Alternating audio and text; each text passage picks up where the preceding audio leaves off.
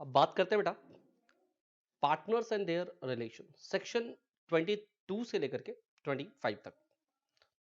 बच्चों पार्टनर्स के रिलेशंस कैसे हैं? सबसे पहले हम देखते हैं सेक्शन 22 में eligibility to be a partner, कि अगर आपको पार्टनर बनना है तो क्या एलिजिबिलिटी। सेक्शन 2 क्या बताता है बेटा? सेक्शन 22 सॉरी क्या बताता है बेटा? एलिजिबिलिटी, कि अगर किसी को भी आपको पार्टनर देखना है तो उसकी एलिजिबिलिटी क्या है। हाँ सर, देखिए आंसर, कि अगर कोई भी एलएलपी इनकॉर्पोरेट होती है और वहां पर जो एक तरीका है कि सब्सक्राइब करते हैं हम, जब एलएलपी इनकॉर्पोरेट होती है ना, तो उस समय पे जब हम डॉक्यूमेंट को सब्सक्राइब करते हैं तो हम पार्टनर बन जाते हैं। और दूसरा तरीका है कि बाद में लेटर ऑन हम एलएलपी के पार्टनर एलएलपी एग्रीमेंट के थ्रू बन सकते हैं। मतलब पार्टनर बनने के हैं दो तरीके। एक है बेटा at the time of formation, at the time of formation, formation के समय पे अगर आप डॉक्यूमेंट को सब्सक्राइब करते हो बेटा, उसके एग्रीमेंट को सब्सक्राइब करते हो, ठीक है, तो आप क्या बन जाते हो? आप पार्टनर बन जाते हो। दूसरा कि सर अब क्या हुआ कि पार्टनरशिप काफी दिनों से चल रही है, ऑलरेडी इन एग्जिस्टेंस, ऑलरेडी बेटा ये एग्जिस्टेंस में है। यहां पर हम कह सकते हैं कि आपको अगर पार्टनर बनना है तो एज पर एग्रीमेंट आना होगा, एज पर एग्रीमेंट आना होगा बच्चों। I hope section 22 is clear to you. Section 23 पे चलते हैं, रिलेशनशिप ऑफ पार्टनर्स, पार्टनर्स की रिलेशनशिप। देखिए बेटा, same as otherwise provided by this act, mutual rights and duties of the partners of LLP and the mutual rights and duties of LLP and its partner shall be governed by the LLP agreement between the partners or between the LLP and its partners। कुछ नहीं बेटा, इस section के sub section 1 में लिखा है कि जो राइट्स है ना, राइट्स किन के बीच में बेटा? सर ये जो राइट्स हैं, चाहे म्यूचुअल राइट्स या ड्यूटीज की बात कर लो, म्यूचुअल राइट्स या ड्यूटीज, सर पार्टनर और एलएलपी के बीच में,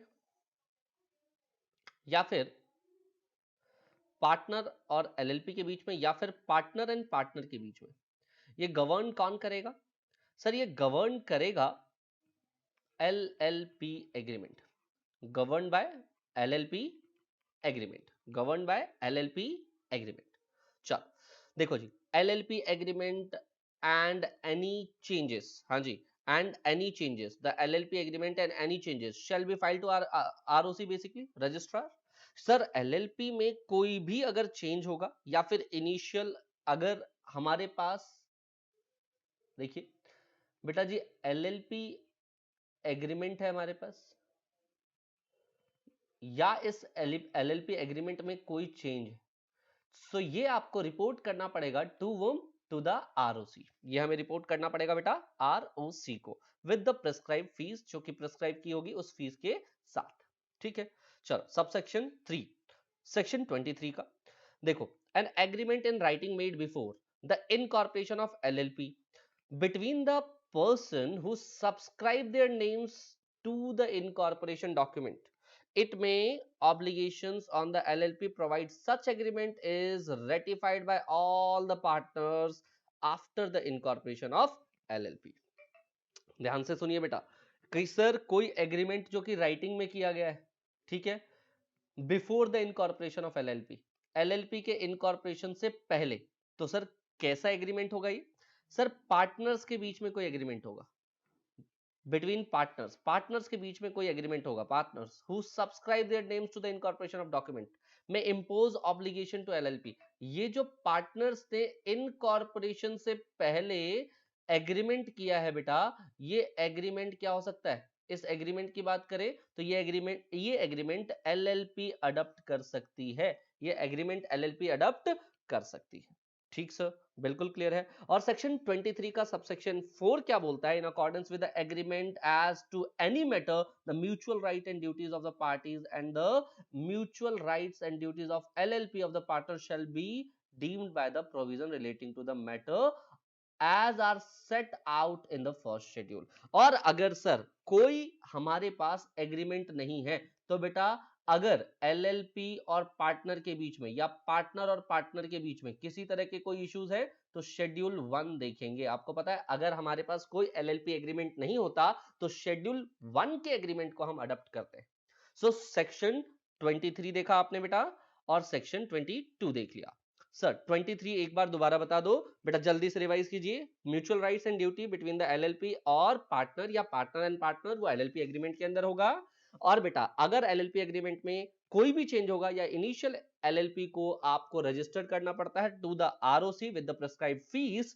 तीसरी बात क्या बताई बेटा कि अगर कोई भी एग्रीमेंट जो कि इनकॉर्पोरेशन से पहले था बेटा बिटवीन द पार्टनर्स, इनकॉर्पोरेशन के बाद एलएलपी उसको अडॉप्ट कर सकती है। चौथी चीज सर अगर मान लीजिए कि कोई एग्रीमेंट है ही नहीं तो बच्चों जो भी मैटर होगा बिटवीन एलएलपी एंड पार्टनर और पार्टनर एंड पार्टनर वो शेड्यूल 1 द्वारा ऑब्वियसली गवर्न किया जाएगा। आइए सर सेक्शन नंबर 24 पे, the important section, section number 24, cessation of partnership interest. Right. So अगर मान लीजिए बेटा कि कोई पर्सन है जो कि ceases to be a partner of LLP, बेटा वो in accordance with the agreement वो कहता है कि मैं एलएलपी का पार्टनर नहीं रहना चाहता। हाँ जी, विद और अदर पार्टनर्स और in the absence of agreement with the partner, तो बेटा उसको कह रहे हैं कि being a partner by giving a notice in writing not less than 30 days to the other partners of his intention of registration of resign as partner. Sorry. So बेटा जी जिस दिन आपका मन करता है रेजिग्नेशन का, रेजिग्नेशन से 30 दिन पहले, रेजिग्नेशन से कितने दिन पहले बेटा 30 days बिफोर आपको ये बात बतानी होगी किसको, टू द एग्जिस्टिंग पार्टनर्स। आपको सारे पार्टनर्स को ये बात बतानी होगी, आपको बेसिकली एलएलपी को ये बात बतानी होगी, हम ये कह सकते हैं। चलो बढ़िया सर। दूसरी बात सर, अगर कोई पर्सन जो कि एलएलपी का पार्टनर नहीं रहना चाहता, कैसे नहीं रहेगा बेटा, वो या तो डेथ हो जाए उसकी या तो डिसोल्यूशन हो जाए उसका, अनसाउंड माइंड हो जाए या फिर इंसॉल्वेंट डिक्लेयर कर दिया जाए तो बेटा ये वैसे भी एलएलपी का पार्टनर नहीं रह पाएगा। सर पहले केस में हमने देखा अगर अपनी इच्छा से एज पर एग्रीमेंट आप चाहते हो रेजिग्नेशन तो बच्चों आपको 30 दिन पहले ये बताना होगा। और अगर बेटा यहां पर इच्छा तो हो नहीं सकती, 30 दिन पहले तो नहीं बताया जा सकता कि मैं मर रहा हूं 30 दिन बाद, या मैं डिसॉल्व हो रहा हूं, अनसाउंड माइंड हो रहा हूं या फिर इंसॉल्वेंट हो रहा हूं।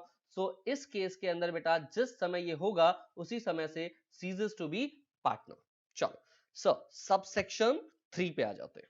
सर सबसेक्शन 3 क्या बोलता है, ये कहता है कि अगर कोई person, where a person has ceases to be the partner of LLP, वो एलएलपी का पार्टनर होने से सीज कर रहा है बेटा, क्लेम टू एंड कह सकते हो आप इसको, ठीक है।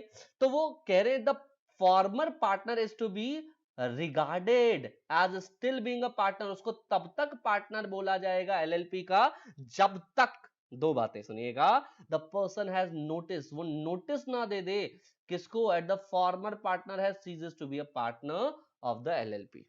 ठीक है, कि ये पर्सन जो है जब तक नोटिस ना दे दे कि भैया जो फॉर्मल पार्टनर था वो एलएलपी का पार्टनर अब नहीं रहा, ये नोटिस आपको देना पड़ेगा।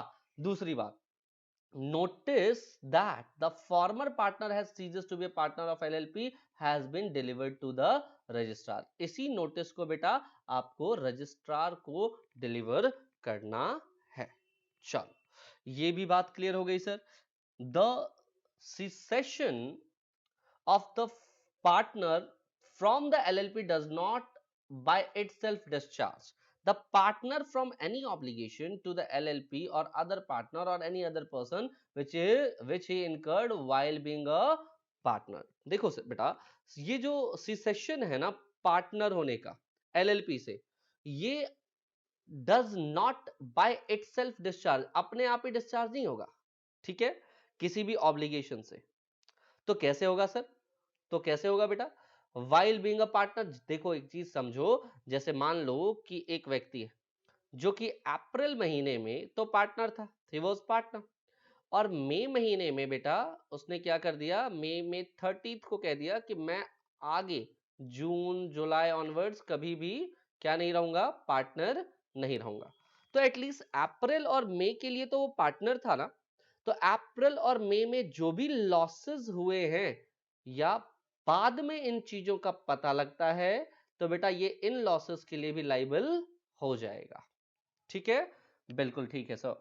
देखो आगे बेटा point number 5, where the partner of the LLP ceases to be a partner unless otherwise provided in the LLP agreement, former partner or other entitled to share the consequence of his death or insolvency of the former partner shall be entitled to receive from the LLP an amount equal to the capital contribution। मान लीजिए कोई नया partner आ रहा है बेटा, जो partner death हुई है उसकी जगह पे कोई न्यू पार्टनर आ रहा है, तो बेटा जी ये जो नया पार्टनर है इसको क्या मिलेगा, इसको सर सेम अमाउंट में जो कंट्रीब्यूशन कैपिटल कंट्रीब्यूट किया गया होगा वो मिल जाएगा इसको। ठीक है, दूसरा सर इसके पास राइट है कि वो एक्यूमुलेट करे प्रॉफिट और जो इसके लॉसेस हुए हैं उसमें भी पार्टिसिपेट करेगा क्योंकि वो न्यू पार्टनर आ रहा है ओल्ड पार्टनर की जगह पर।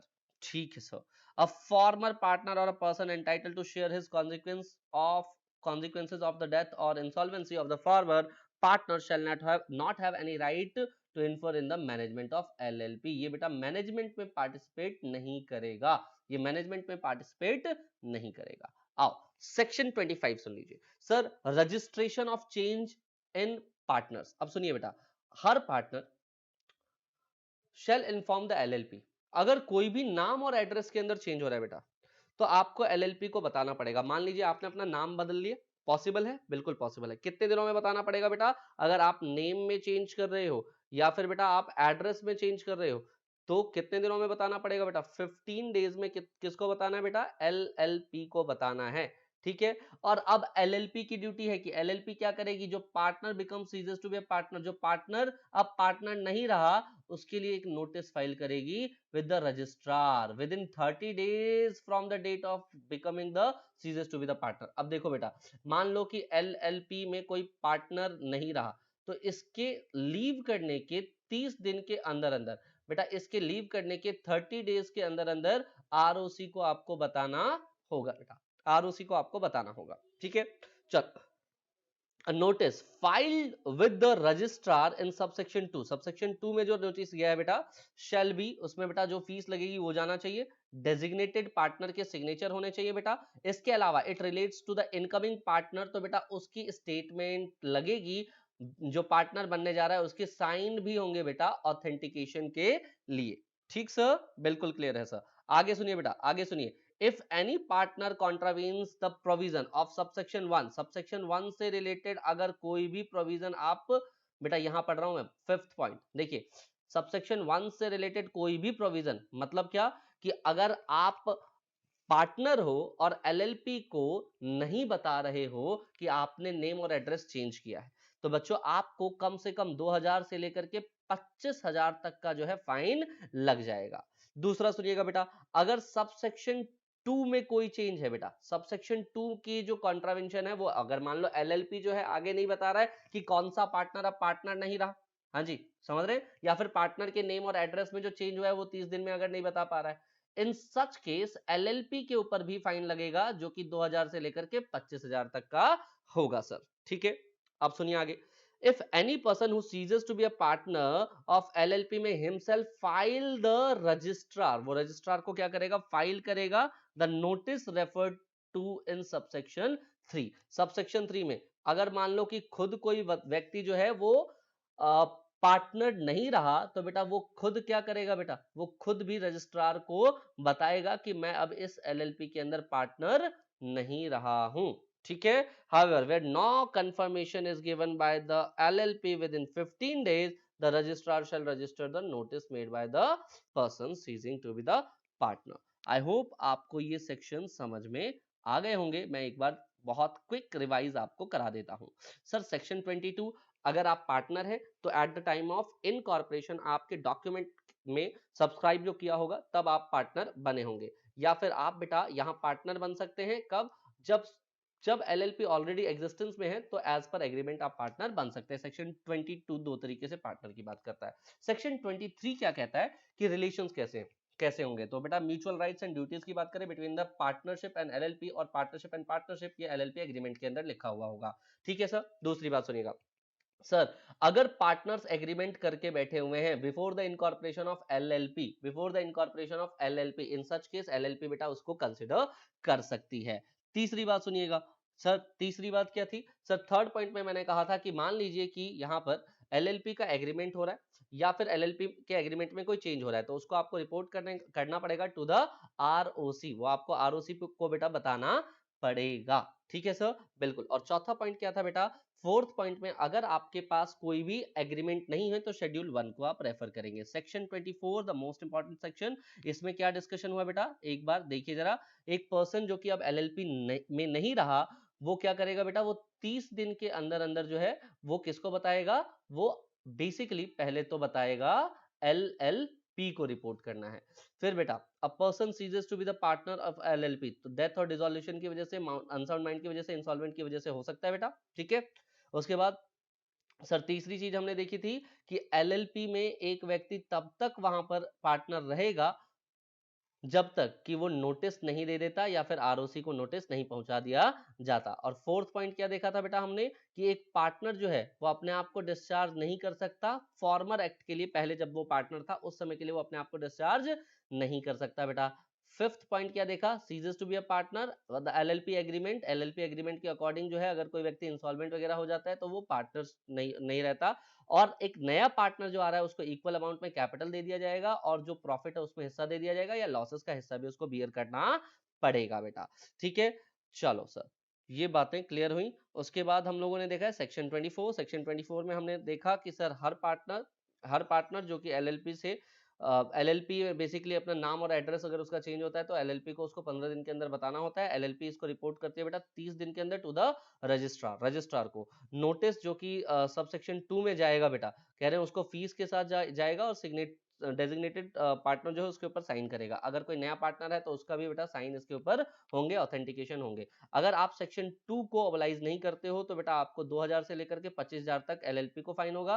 अगर सॉरी सब सेक्शन 2 को, और सब सेक्शन 1 को अबलाइज नहीं करते हो बेटा तो आपको फाइन किया जाएगा बच्चों 2000 से लेकर के 25,000 तक से। ठीक है, चलो होपफुली